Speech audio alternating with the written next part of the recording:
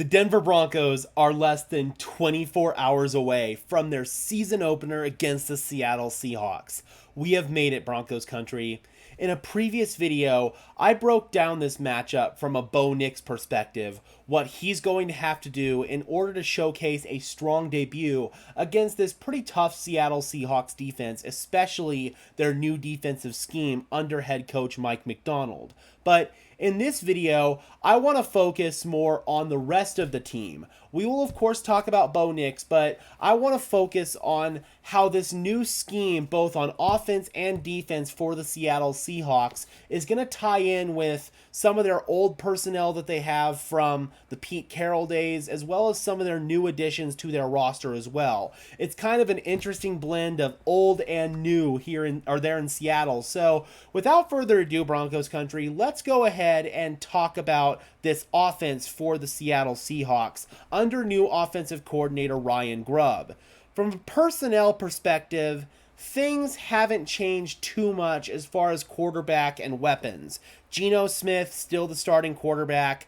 Top three receivers are still DK Metcalf, Tyler Lockett, and Jackson Smith-Njigba. Noah Fant is still your starting tight end. Kenneth Walker, Zach Charbonnet are still your running backs. But the scheme is going to be completely different under new offensive coordinator Ryan Grubb. The thing is, I'm not exactly sure what elements of Grubb's scheme from college are going to translate to the NFL level and what elements he's going to keep from the previous regime. I'm wondering if this is going to be a West Coast scheme, a modern pro spread scheme.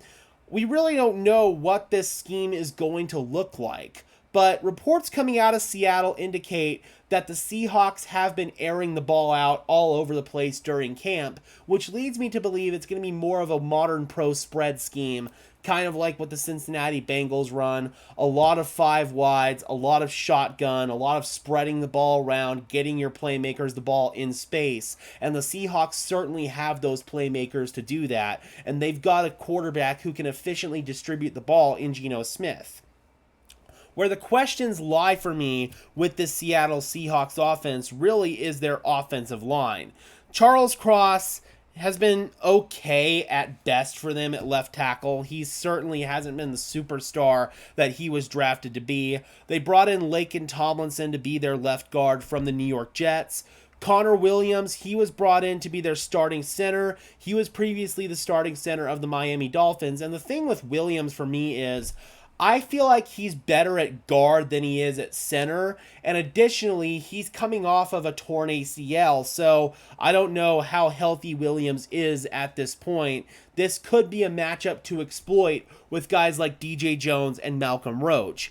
Anthony Bradford, certainly not a household name at right guard, 2023 fourth round pick, and then George Fant, who is back for his second tour of duty with the Seattle Seahawks. He's somebody who's a decent veteran right tackle, but somebody who can also get beat pretty easily with speedy edge rushers, and the Broncos certainly have a speedy edge rusher in Nick Bonitto. That's another matchup that I would keep an eye on. DK Metcalf versus Pat Surtain, we all know that that's going to be something that everybody's going to keep their eye on. It's the second time that those two players have gone against each other. I'm also going to be watching the slot.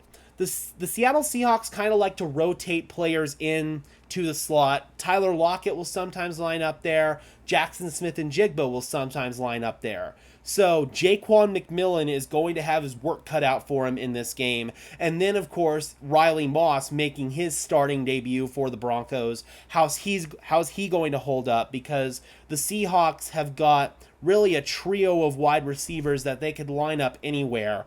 Riley Moss could, in theory, have to face DK Metcalf a couple of times, depending on where he lines up. So it's going to be a very tough test there for Riley Moss. Where this game is going to, I feel like, be favored for the Broncos is the matchup in the trenches with this Seahawks offensive line. Jonathan Cooper, Nick Bonitto, Jonah Ellis. I feel like all of those guys are primed to have a big day. And then Baron Browning, I think that he could feast on a guy like Charles Cross or George Fant. keep an eye on the edge rush unit and the interior defensive line as well. Zach Allen, DJ Jones, Malcolm Roach, John Franklin Myers. This could be a big day for the Denver Broncos defensive line to showcase that they're a significantly improved unit, not only in the run game, but in pass rush as well. This is something that I'm really going to keep an eye on. I think that the Broncos defensive line is going to be licking their chops on what, on paper at least, is going to be a mismatch for the Seattle Seahawks offensive line. As far as quarterback, I feel like Geno Smith has become one of the perennially underrated quarterbacks in the NFL. I feel like he's really good at throwing with anticipation, timing, and touch, especially deep, man. Geno Smith has a gorgeous, gorgeous deep ball. Last year, the Seahawks had personnel issues, especially on the offensive line, and Kenneth Walker as well. He was dealing with an injury, so their run game kind of suffered as well. It in turn made Geno Smith kind of look worse than he actually was. He was making that Seahawks offense look competent last year. I think that Geno Smith is going to have a big year this year, especially if the Seahawks can figure out some of these offensive line problems. Right now, Abraham Lucas, their right tackle, is on the injured list. He's not going to play in this game. He's probably not going to play for a while, and even when he did play last year, it was kind of up and down. So the Seahawks have a lot of personnel issues to work out on their offensive line, but I think that the Broncos can certainly take advantage of that matchup. And then Kenneth Walker, Zach Charbonnet, that's a tough duo to handle in the backfield. Kenny McIntosh is nobody to sneeze at either. So I think that the Broncos defense is going to have a very tough matchup against this Seahawks offense. I'm not sure what schematically it's going to exactly look like, but I'm preparing for the DBs to get tested. And the young safeties as well, PJ Locke, Brandon Jones.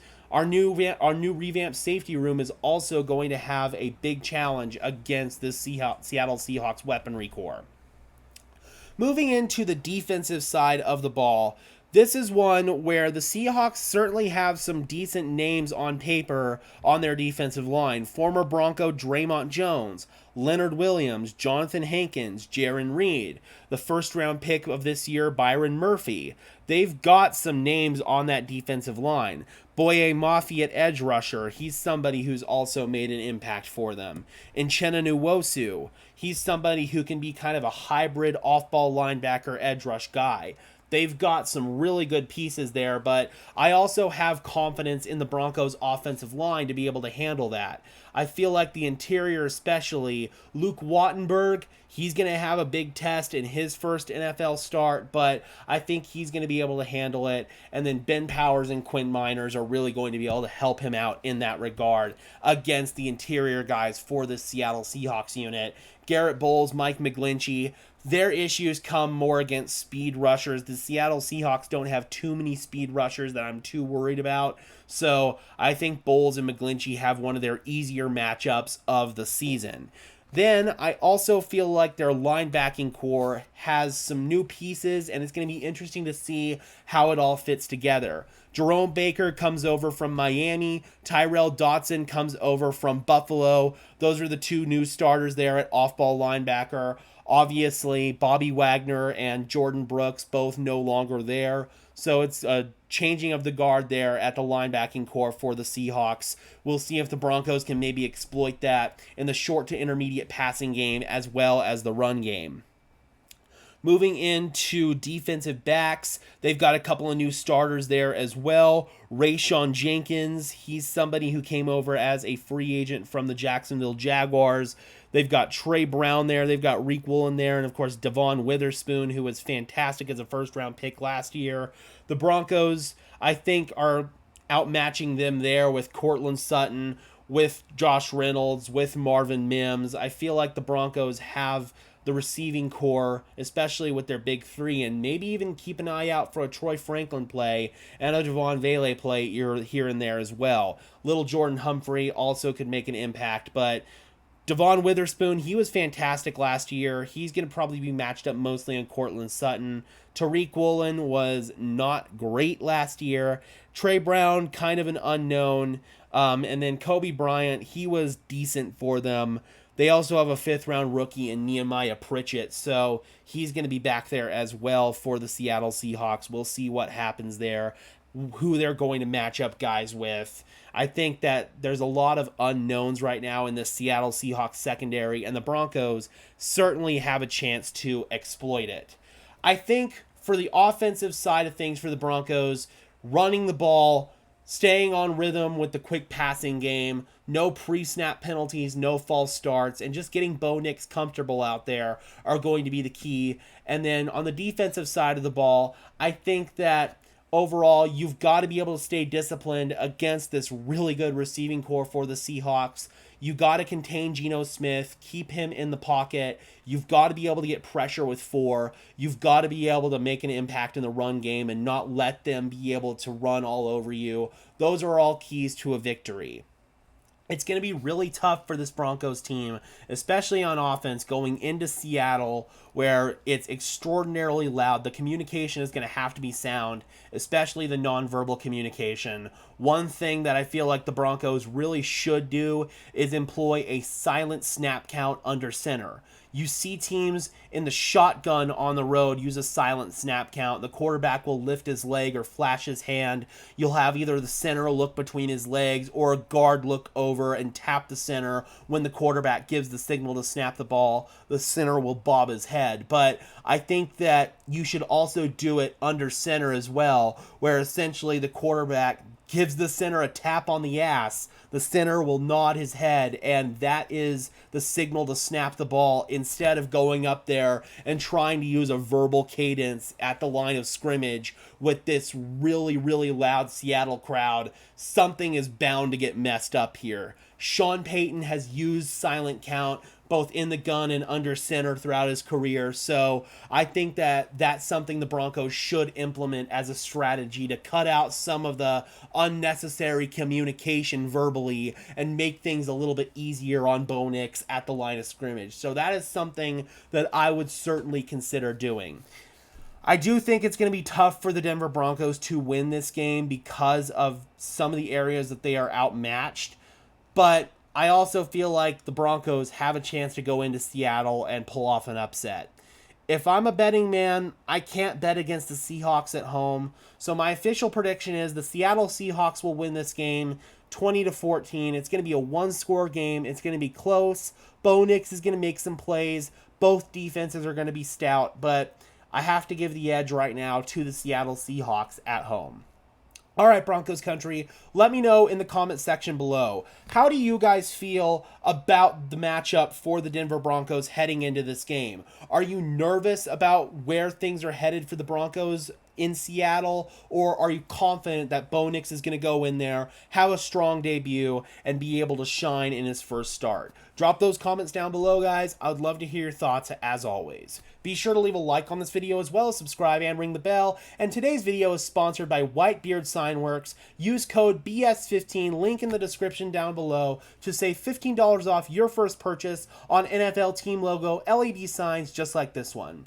And until next time, guys, I'm your host, Gage Madrid, saying peace out.